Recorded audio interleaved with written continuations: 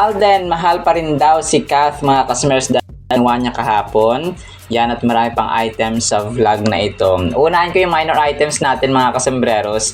Kahapon, no, sa Stars on the Floor, kagabi sa Stars on the Floor mga kasembreros, ay ito ang outfit ni Sir Alden. Naka-leather, parang leather jacket ulit siya.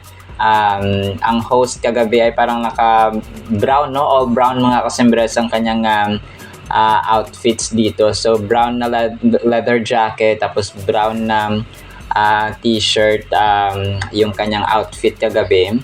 At saka syempre ang kakulitan, mamaya tatakal natin yan mga kasembreros. Sabi ito ng Stars on the Floor, our host, Asia's multimedia star and box office king Alden Richards, no? Stars on the Floor. Sobrang igop ni Soy Team. Pero alam ko pre-taped ito or sinut nila nung nakaraan pa mga kasembreros kasi nga maraming kaganapan si Phenomenal Box Office Cinema King. Tapos, yung kaibigan, kung alam niyo yung kaibigan ni Kath na si Earl Hortillosa, mga kasembreros, alam ko si Earl ay, kaibigan ni Kath na pumunta rin sila dun sa BKK, mga kasembreros.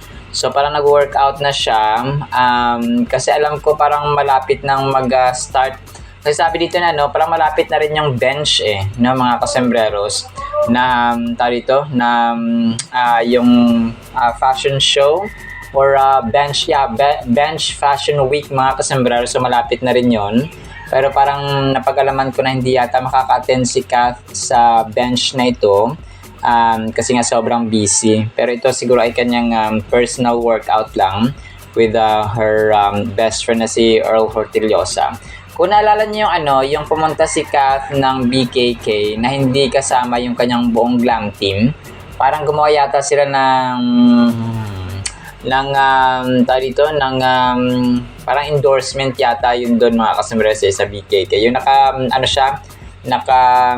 dilaw yung kanyang suot. So kasama niya ito si Earl Hortillosa mga kasembreros.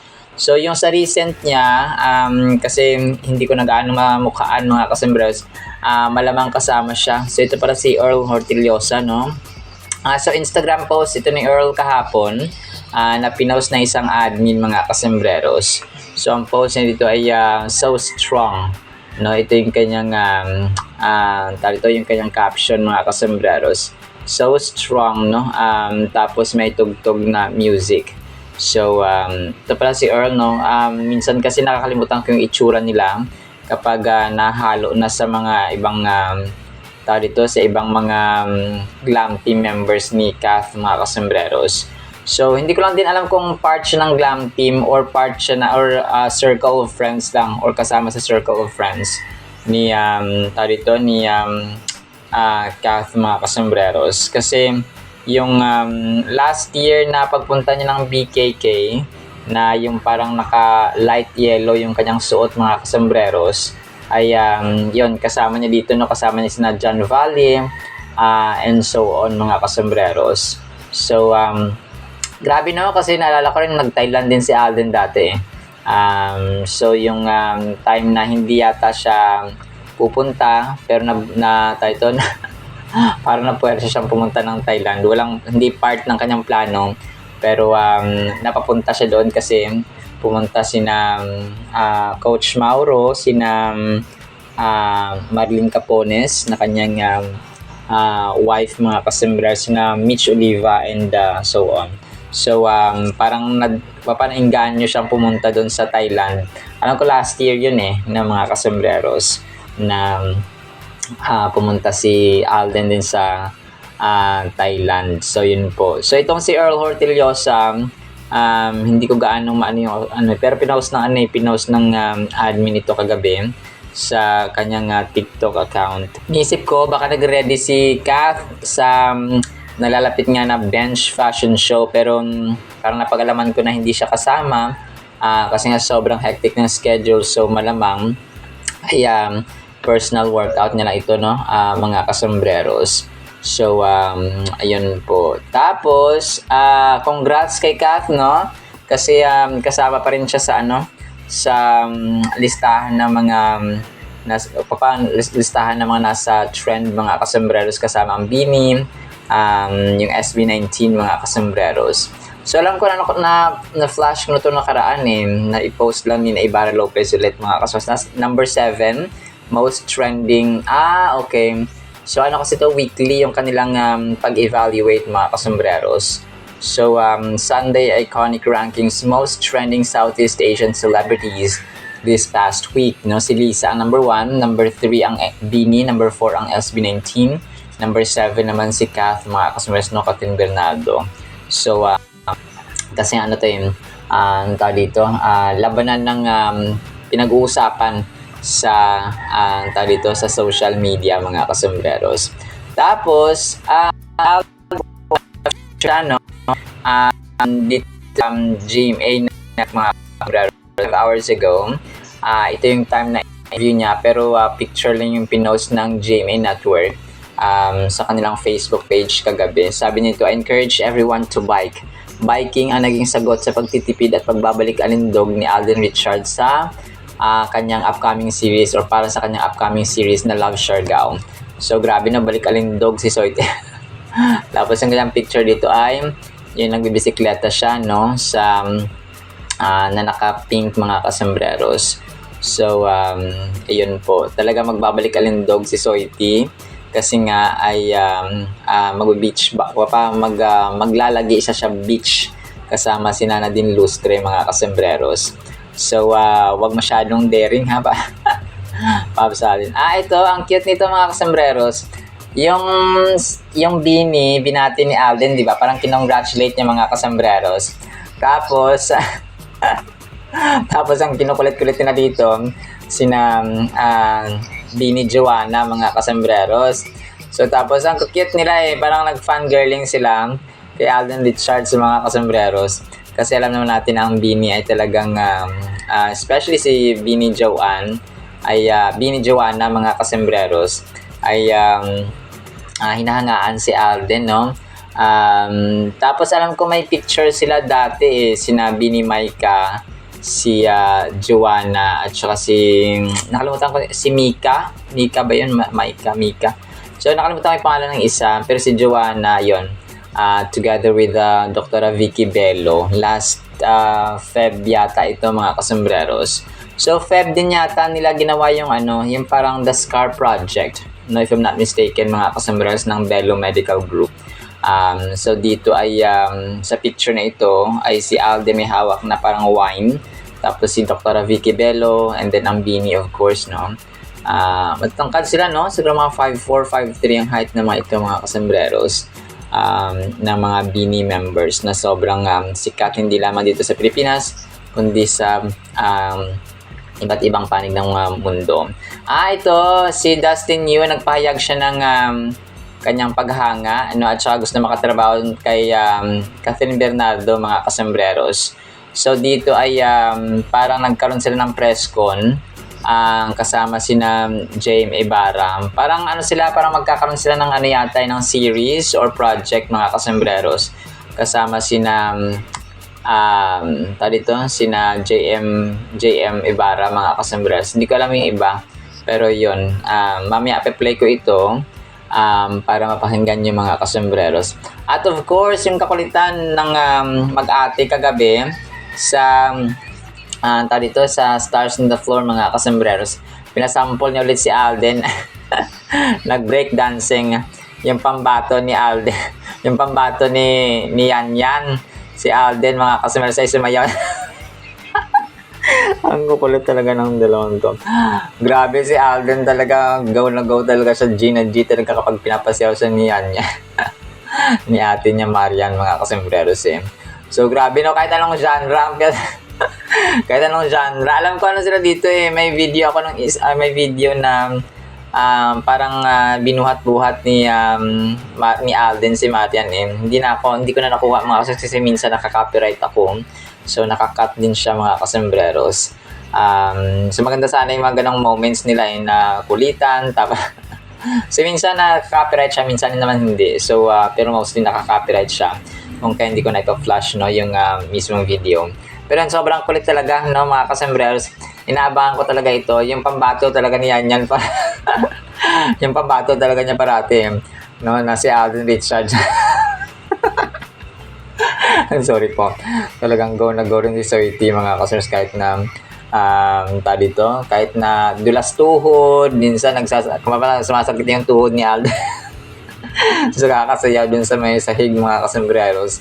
Kasi nga tumatanda na rin, no, at saka nagkakaedad ang inyong phenomenal box office Cinema King. Kung kaya may mga moments na may nararamdaman na si Soiti mga kasembrero sa kanyang katawan, lalo na kanyang mga workouts, no, at ang kanyang pagbibisikleta. Buti na nga lang at hindi na siya gaano nagbubuhat no? Pero siguro ngayon minor workout na lang yung ginagawa kasi nga magla-love siargao din siya. Kung kaya merong dito, kailangan niya ring ng kanyang shape ng katawan mga kasembreros. So, yun po. Tapos, ito na main item tayo or major item tayo mga kasembreros. Mahal pa rin ni Alden si Kath mga kasembreros. Alam niyo, bumabalik talaga sa alaala at feelings at saka experience ng mga fans itong pagpunta ni Alden kahapon sa Hong Kong. Hindi ko alam, no, grabe yung routine ni Alden, very unexpected talaga parati yung kanyang mga twists mga kasembreros. So yun nga, kasama niya si Nate Gonzaga mga kasembreros. Nasa Mongkok, Hong Kong sila mga kasembreros, no? From Angono Rizal to Hong Kong. Sabi niya dito, tapos may picture sila kasama si Soiti mga kasembreros. Parang yung damit ni Alden sa Stars on the Floor at saka dito, parang similar siya, no? Brown din siya or dark brown mga kasembreros. So and syempre, no, kasi nga dito yung pinag-shootingan ng Hello Love Goodbye ay nagbalik ang lahat ng alaala ni na Joy and Ethan mga kasembreros na kanilang first meet up, no, na bilang mga strangers mga kasembreros. Grabe, no, talagang ay nako po, parang sana real life story na lang yung Joy and Ethan ito. Joy and Ethan ito mga kasembreros. So spotted siya doon sa dito sa may airport mga kasembreros.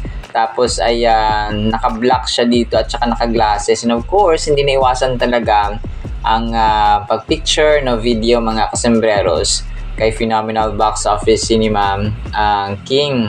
Tapos yung kanyang damit dito ay parang may heart no? Ano ba yung nakasulat dyan? Joy Marie? Hindi joke lang po mga kasembreros. So tapos pinagkaguluhan siya doon, no, sa Hong Kong mismo mga kasembreros. Dun sa mismong venue na kung saan siya spotted nga mga kasembreros sa Hong Kong. Tapos mamaya piplay ko po itong video na spotted siya mismo mga kasembreros para po ay ma-appreciate ninyo. So doon ay nung spotted siya, marami nagpo-picture and so on mga kasembreros. And then yun, kung hindi siguro inawat ay talagang dadami pa. Grabe, no, kasi sobrang bait, sobrang approachable. Yun yung talaga nakita kong captions at saka comments mga kasembreros. Na-spotted siya tapos pinagkaguluhan, no. Tapos nung pinagkaguluhan siya, may iba na parang hindi picture kasi may ginagawa rin si Alden na parang umalis siya mga kasembreros. So spotted siya dun sa Yan On Medicine, something like that mga kasembreros. Tapos ang iniisip ko dito, so grabe na mahal pa rin ni Alden talagang sikat ito na parang ganoon yung naisip ng ibang fans at naisip ko rin mga kasas. Pero on the flip side of the story ay parang gagawa yata siya ng dito. Yun yung nakita ko kasi 'di ba si Kath ay sa Madame Tussauds sa Hong Kong. Pero hindi pa siya nakapunta doon, of course, no mga kasembreros. Tapos grabe yung kanyang from Angono Rizal to yung kanyang parang transporter. Grabe yung parang transporter siya mga kasembreros na nag-telekinesis na siya na from Angono Rizal to Hong Kong mga kasembreros. Malapit na naman ang Hong Kong tapos yun, yung isip ko dito, gagawa siya ng kanyang video para sa kasi nga siya yung brand ambassador ng OWA, di ba? Tapos inisip ko rin gagawa siya ng endorsement video mga kasembreros. So pero malamang sa malamang yung OWA Kasi 'di ba ano siya yung brand ambassador or parang OWA ambassador mga kasembreros to Hong Kong. Itong si Alden nga mga kasembreros. So yun. Pero syempre no, babalik lahat ng alaala nina Joy ni Ethan mga kasembreros. May nabasa akong comment Sabi dun sa comment ay sa lahat ng lugar na pwedeng pabakasyonan, Hong Kong pa talaga, no? Parang naalala daw ni Alden si Joy Marie. Si Joy Marie, si Kath, of course, mga kasembreros. So, pero pero ito po ay inisip ko talaga dito ay Hong Kong talaga, balikan niya ang alaala nila ni Joy, sabi ganun sa comment ni si Maria Ivy Ong, mga kasembreros. So, yun po. Tapos, yun, syempre hindi mawawala na hindi babalik yung mga alaala mga kasembreros, di ba, ni na-join Ethan, no, sa Hong Kong, kung saan ginawa nila ang Hello Love Goodbye mga kasembreros. At yung Hello Love Again, no? Talagang sobrang parang nakaka-nostalgia ito mga kasembreros, no? Na kung saan ay bakit dito ka papunta Alden, no? Na kung saan ay talagang mahal na mahal. Siguro ang palagay ko dito, maraming bansa ang inoffer kay Alden. Let's say maging brand ambassador ka sa Taiwan, o maging brand ambassador, or maging OWA ambassador ka sa Singapore, or sa ganyan sa Malaysia. Pero ang kinuha niya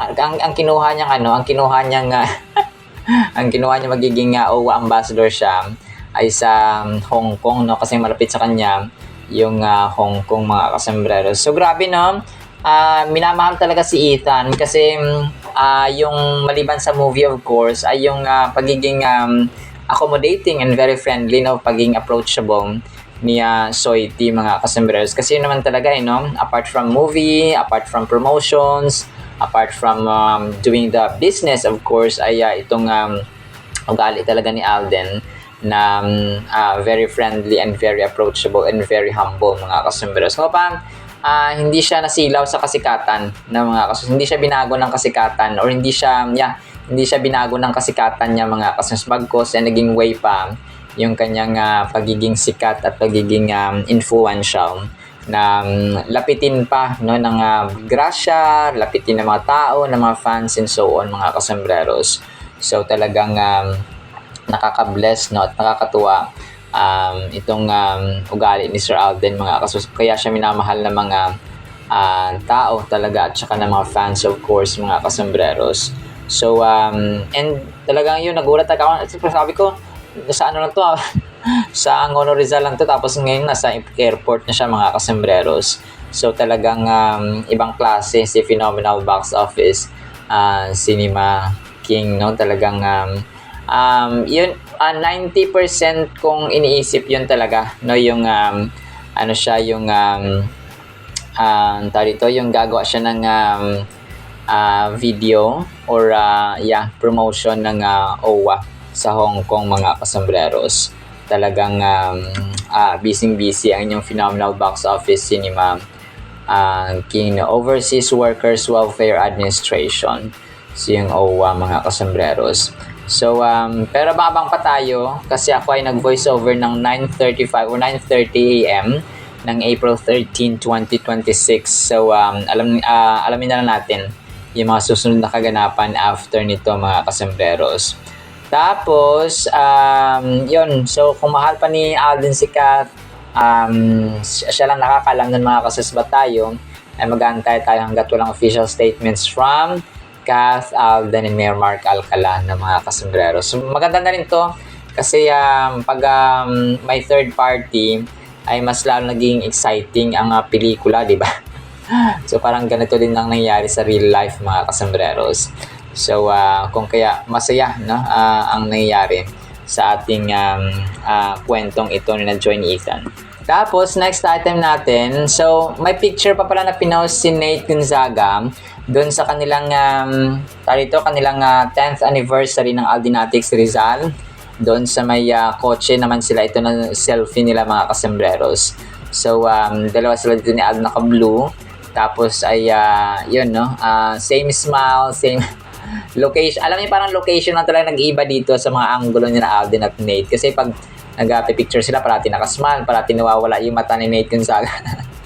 Kasi nga cute, no? Si Sir Nate Gonzaga, mga kasus. Ang cute talaga ng tandem na ito or magkaibigan ito, mga kasembreros. Tapos, last item natin, dun sa may Vivo niya, mga kasembreros na event, ano pala, tinanong pala siya doon, no, ng parang capturing moments and so on. Mahaba ito pero nagkuha lang ako ng isang video niya, 2-minute video, 2-minute mahigit ito, mga kasembreros, no, na video, mga kasembreros. So mamaya papakinggan ko ito or piplay ko ito para mapakinggan niyo po, mga kasembreros, first hand. So yun po. Tapos yun, piplay ko rin itong nasa Hong Kong, si Alden, mga kasembreros, para mapakinggan niyo po yung original reactions ng mga tao na makita si Alden, mga kasembreros, doon sa Hong Kong mismo. So, actually, napaka-thrill nito kasi bata pa talaga yung unang kilala kay Alden na lumapit sa kanya. So, yun, yung mga tao, picture tayo, so parang kasi may mga camera din na dito na kasama si Alden. So, last na sinabi dito ng nag-video ay sa TV parang malaki din mukha ni Alden, pero sa personal daw ay yung pogi at saka sobrang cute niya. Maliit lang yung mukha, mga kasembreros, tapos sobrang pogi. So yan, no, talagang pogi nga talaga si Phenomenal Box Office Cinema King. Akala mo nakita mo sa personal, no? Pero yun, no, hindi na kailangan na makita sa personal kasi pogi naman talaga si Soiti, mga kasembreros. Alright, so yun lang ang ating Kathleen items. Piplay ko ito, mga videos na papakinggan po ninyo, and then ang salita ng Diyos na sobrang mahalaga sa ating buhay. Isang pinagpalang araw po, ha, sa bawat isa. Hi, Alden! Naku, may imbudo pala dyan.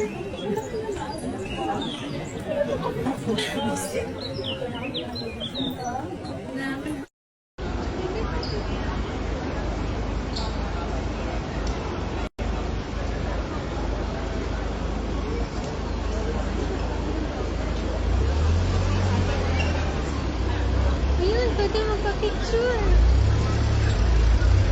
Pa-picture tayo na eh.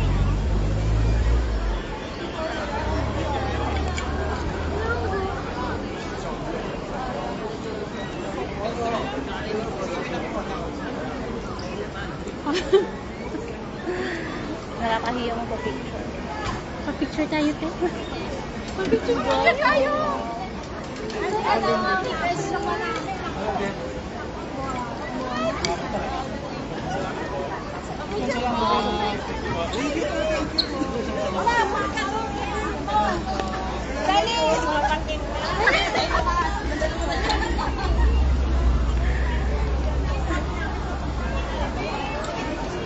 Pinagkagulo. Ang liit ng mukha niya sa person. Iba pala sa Sa TV, parang gwapong balat talaga. Gwapo. Yun, umalis na. I would like to congratulate Bini, of course, for being able to perform sa Coachella. Congratulations sa inyo. Kaya ko to kayo ko diba? Sagutin mo lang kung ano ang una na pumasok sa isip mo. Okay? When you hear my Kailangan explain. Hindi ko kailangan. Okay, konti siguro. Hindi, okay. Unti lang. Gusto ba nila long explanation? Mas matagal, mas maganda para mas matagal si Alden yung charts mo. Sabi sa inyo eh. I got you. Ikaw bahala. Okay. Let's go. So, first question. When you're out cycling, what moments do you usually feel like capturing? The sceneries, actually. Yung surroundings. Kasi that's the beauty about cycling when I started it. Parang aside from the fact that it's good for your health, parang you're giving time for yourself, you get to really appreciate nature and the natural gifts, of course, that the Lord made for us. So it's really more about appreciating simple things in life. And of course, yung moments na gusto ko talagang pinaka-capture palagi are the sceneries kasi libre lang siya. Parang sometimes the beauty that we are looking for is just right in front of us. We just need to see it. You just have to look. And look, of Diba? course. That's the first thing. Look and then notice it. I love that. Thank you, Alden. We're taking notes. Next question. when you're outdoors, what matters more to you when using your phone? Ano ba yun?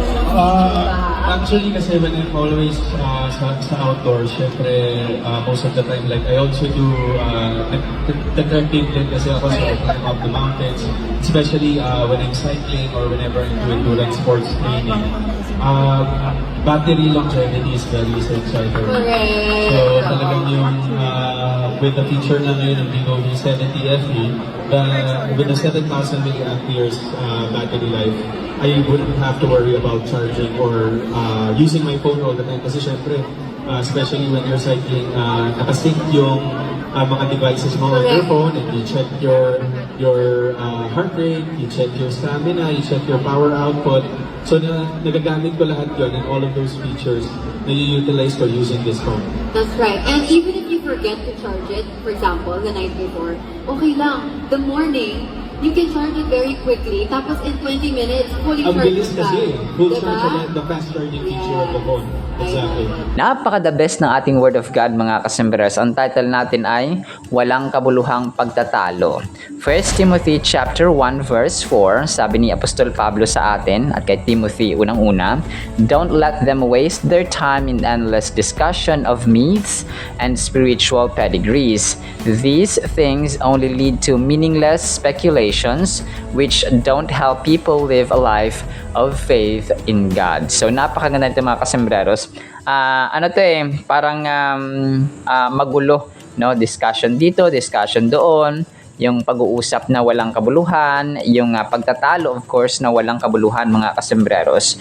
So sabi ni Apostol Pablo dito, sabihan mo sila, kasi si Apostol Pablo parang nire-relay niya, disciple niya kasi dito si Timothy pinagsasabihan niya na parang si Timothy yung leader ng isa sa mga churches na pinatayo, no, ni Paul, mga kasembreros, ng Apostol Pablo. Tapos nire-relay niya yung message kay Timothy na sabihan mo sila na ganito ang gawin, ganito ang gawin, ganito ang gawin. Na wag nilang ubusin yung kanilang panahon sa myths, no? Yung myths pa, yung mga mito, mga katang-isip, mga kasembreros, mga gawa-gawang kwento, and so on. So, yung mga iba naman kasi yung mythology, no? Yung myth ay yung mismong yung myth ay pinag-aaralan ng mythology. So ganoon po siya. Pero yun nga, no, hindi siya totoo kasi nga haka-haka, gawa-gawang kwento, mga kasembreros. So yun po yung myth, no? Kasi nga pag dinudiskusyon daw yung ganon, so sinasayang lang natin ng oras or sinasayang lang nila ang kanilang oras. And maging sa atin, mga kasembreros, kapag nagtatalo tayo sa ganito, ganyan, no? Wala talagang kabuluhan. And spiritual pedigrees. Yung pedigrees po, ito po yung genealogies. Yung, yung family background, educational background, yung linya ba ng mga ancestors or mga lahi. So, ganoon po siya. Grabe, no? Ano rin pala to, ayaw rin pala ng Diyos, mga customers, na parati tayong endless discussions ba? Yung parang walang katapusang mga pagtatalo, pagdidiskusyon, mga kasembreros, na mga mito at ng mga spiritual pedigrees. Yung mga, kahit pala yung mga lahi, yung mga ganito, ganyan, no? Pagtatalunan kasi yan ay ibig sabihin hindi ka nagbabasa ng Biblia, no? O sino ang tatay ni Solomon? Sino ang tatay ni Solomon? Si Haring David, no?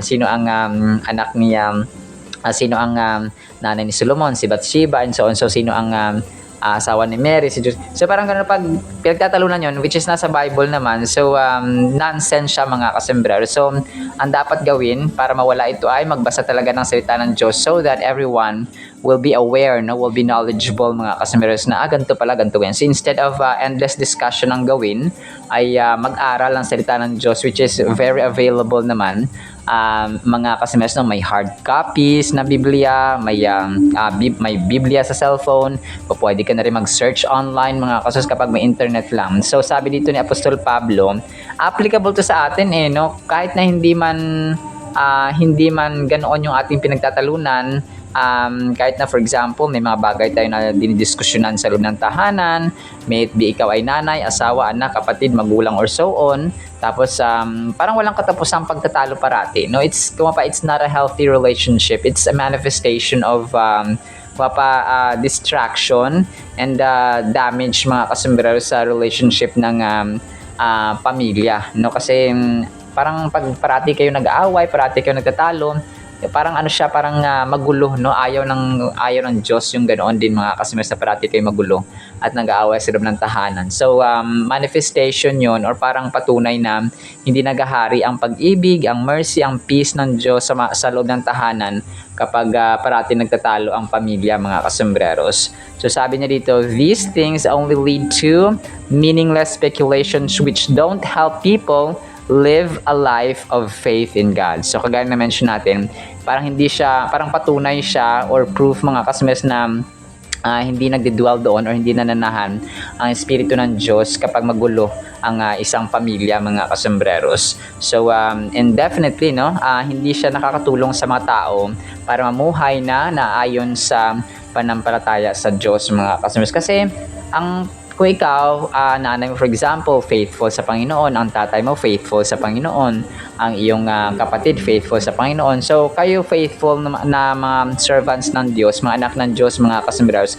So, you have to live a life na may faith, may pananampalataya. Therefore, may peace, may love, may patience, may joy, may forgiveness, may mercy, may compassion, may generosity sa loob ng tahanan dapat. No, nakita yung mga evidence na yun mga kasembreros. Kung parang kakaiba kayo, no? For example, pamilya ni Reyes, kakaiba dito sa pamilya ni Santos kasi yung pamilya ni Santos parati nag-aaway. Ito ang pamilya ni Reyes kasi may pananampalataya sa Diyos ang pamilya.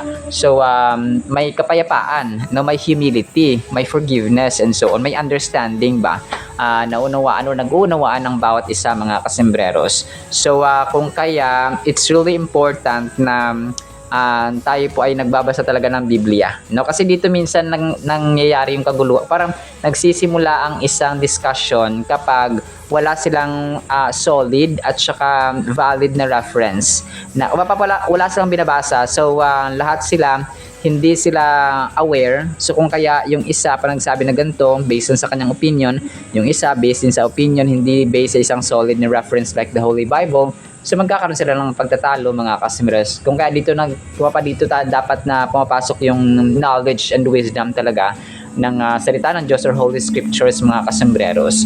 So yun din yun kung parang kunwaring isa hindi siya nagpapatawad because hindi niya alam na masama pa lang hindi nagpapatawad according sa Holy Bible, kasi dapat nagpapatawad tayo because God forgave us. Pinatawad tayo ng Diyos na hindi tayo karapat-dapat, naging maawain siya sa atin, hindi tayo karapat-dapat. Jesus Christ humbled Himself mga kasembreros, obeyed God the Father even to the point of death. So kung alam natin yon kasi nasa Biblia, so i-imitate or gagayahin din natin yung ganoon mga kasembreros. Grabe dito natin talaga makita na it's really important as breathing an air, breathing an oxygen mga kasembreros, yung pagbabasa ng Biblia. Kumaga pa yung kahalagahan ng pagbabasa ng salita ng Diyos ay kasing halaga ng tayo po ay humihinga bawat segundo mga kasembreros. So hindi naman ibig sabihin na whole day ka talaga na magbabasa ng Biblia kapag normal day, let's say weekdays, kailan magtrabaho. So pag trabaho, may time talaga, may ilalaan ng time sa pagbibiblia at pag-aaral ng salita ng Diyos mga kasembreros, and panalangin, worship mga kasembreros. So ganun po siya. Balanced life ba? Kasi yun ang gusto din ng Diyos sa atin, yung balanced life mga kasembreros. Paul is advising his student and fellow church leader Timothy to prioritize the teachings and work of God over getting caught up in irrelevant myths and endless genealogies in this verse. Paul is cautioning against getting distracted by non-essential speculative beliefs that do not further one's understanding of God or contribute to their spiritual growth by warning against focusing on myths and genealogy. So siguro yung mga tao doon sa simbahan na pinangungunahan ni Timothy ay nagkakaroon ng discussions or parang debates na mga debate mga kasembreros na ganito ganyan, ito anak ni ganito, dapat ito ang asawa ni ganyan. So sa Biblia parang ganoon ba? mapasa kanilang paniniwala mga kasulat reading the Holy Scripture. So itigil na yung ganoon mga kasmas. I find this verse to be a powerful reminder to students of faith to stay focused on the core principles of the belief system and not to waste time on theories or traditions that do not deepen their relationship with God. So instead of getting lost in endless debates or speculative discussions, it encourages us to prioritize actions that reflect God's love and teachings in our daily lives. So God's love pa rin, no? So hindi mawawala yun mga kasembreros. Kahit sa anggulo mo, whether you're a teacher or a discipler or a church leader, an evangelist or a normal person, dapat na yung love talaga. Kasi God is love eh. You cannot say na mahal mo ang Diyos and yet you do not love Him mga kasembreros, or you don't spend time with Him. You cannot say that you only love God tapos hindi mo mahal ang kapwa-tao. Kasi nga ang dalawang dakilang commandments or utos ay love the Lord your God with all your heart, mind, soul, and strength. And then ang ating kapwa-tao ay mahalin natin kagaya nating sarili. So yun siya, no? Kung kaya hindi mo ibig sabihin na hindi mo pwedeng sabihin na mahal mo ang tao pero hindi mo mahal ang Diyos. Mahal mo ang Diyos pero hindi mo mahal ang tao. So inseparable po ang commandments na ito mga kasembreros. So ganoon po siya. Kasi mahal mo ang Diyos na hindi mo nakikita pero hindi mo mahal ang tao na nakikita mo naman mga kasembreros. Well, pwede mong sabihin na kaya ako naiinis kasi nakikita ko yung mukha niyang nakakainis. Pero that's not valid mga kasembreros na rason.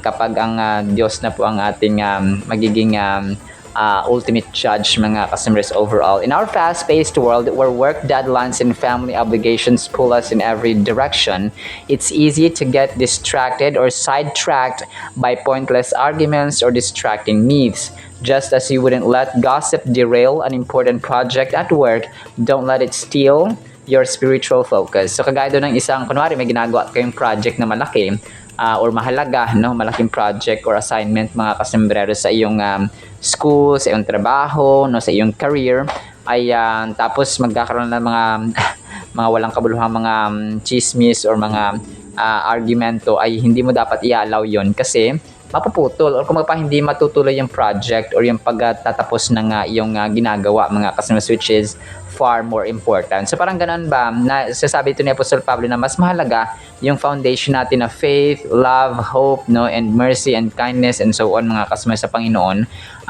kaysa dito sa pagtatalo, no, ng mga walang kabuluhan mga customers na ma-discussion. Especially, no, na point out dito yung mga mito, yung mga haka-haka, kwento-kwento, no, gawa-gawa, mga kasembreros na mga istorya. Stay grounded by filling your heart and mind with God's truth, building your faith like you invest in your career or family. So, ang tanong dito ay ready ba tayo? No, handa ba tayo na putulin at saka hindi mag-focus dun sa mga noise, sa mga hindi importante na mga priorities, mga customers, and mag-focus na lang doon sa pinapagawa ng Diyos sa atin. Okay, which is far more important mga kasembreros. Alright, so lamang po sa ating Word of God ha, nawa po ipagpalain po tayo ng pag-ibig, pananampalataya, pag-asa at focus sa pinapagawa ng Diyos mga kasembreros na nakatuon at nakasentro sa pag-ibig, sa pananampalataya, sa pag-asa, no, at sa mga gawain sa simbahan at sa kanyang kalooban mga kasembreros, maging maawain, maging mapagpatawad, maging mapagpakumbaba, maging mahinahon, maging mapangunawa mga kasembreros, at mahalin natin at i-pursue ang kapayapaan. In the mighty, holy, sweet, magnificent name of the Lord Jesus Christ, we pray with the communion of the Holy Spirit of the living God. And everyone said Amen and Amen. See you sa next segment mga kasembreros, and paalam po. I love you.